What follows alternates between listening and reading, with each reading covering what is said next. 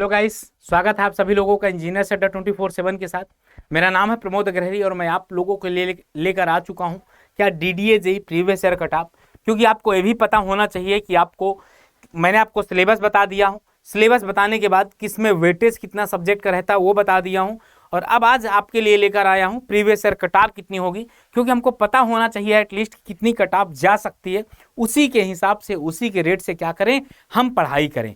उसी के लिए लेकर आया हूं क्या डीडीए जेईई का प्रीवियस ईयर कट ऑफ कितना होगा। तो यहाँ पर जैसे मैं यहाँ पर आपसे बात करूं कि पिछली बार फाइनल में कितने लड़के सिलेक्ट हुए थे, देखिए यहाँ पर जो भी कट ऑफ सिविल इंजीनियरिंग की अगर मैं बात करूं तो सिविल इंजीनियरिंग में अगर जनरल की बात किया जाए कितना था 87.621, जिनको डीवी के लिए बुलाया गया था, डॉक्यूमेंट के लिए बुलाया गया था। किसमें है 120 में, 120 में है 87.6, बहुत तगड़ी कट ऑफ गई थी। ओबीसी की 81 गई थी और ओबीसी के बाद एसटी की 79 गई थी, एससी की जब 74 गई थी। अब आप समझ लीजिए इसके बाद क्या था कि यहाँ पर आप ये देख सकते हैं कितने कैंडिडेट थे 53, यहाँ पर कितने थे 106, कितने 106। यहाँ पर मैंने कैंडिडेट आपको बता दिया। और अगर ईएम का अगर देखेंगे कितनी कट ऑफ गई थी तो यहाँ पर अगर आप देखेंगे कट ऑफ 67, 65, 74, 75, यहाँ पर सिविल की कट ऑफ बहुत ज़्यादा चली गई थी। 120 में देखा जाए तो बहुत ज़्यादा है, लेकिन भाई कंपटीशन भी तो बढ़ रहा है। आप ये क्यों नहीं देख रहे हो, कंपटीशन भी तो बढ़ रहा है आपका, डे बाई डे कंपटीशन बढ़ा। लेकिन पेपर पूरा का पूरा वन लाइनर आया था, क्या समझ में आई?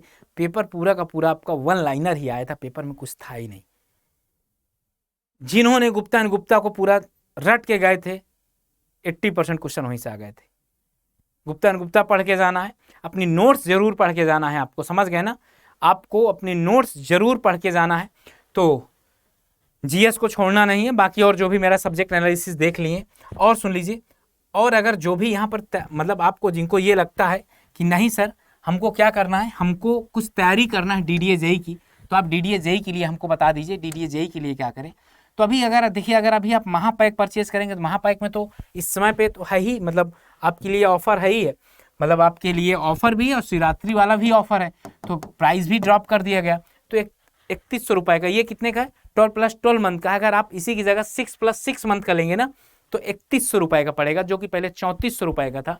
और अगर आपको ये लग रहा है कि नहीं सर मुझे डीडीए वाला बैच लेना है, डीडीए के बारे में ही बताइए आप, तो मैं आपको डीडीए के बारे में ही बता देता हूँ। ऑल कोर्सेज में जाने के बाद जेईई और एई जैसे क्लिक करेंगे, देखिए कहीं आपका डीडीए दिख रहा होगा, ये आपका डीडीए हो गया। डीडीए में देखिए आपका ये वाला बैच है, ये आपका क्या है टारगेट बैच है, 6 मंथ के लिए क्या है आपका टारगेट बैच है। यहाँ पर अगर आप बाई नाउ करेंगे ना, यहाँ पर आपको Y579 जैसे आप कोड अप्लाई करेंगे 26 रुपये का पड़ेगा। तो मेरा आपसे एक रिक्वेस्ट है 400 रुपये और लगा के आप महापैक ले लीजिएगा 1 साल का, ये तो 6 महीने के लिए, समझ गए?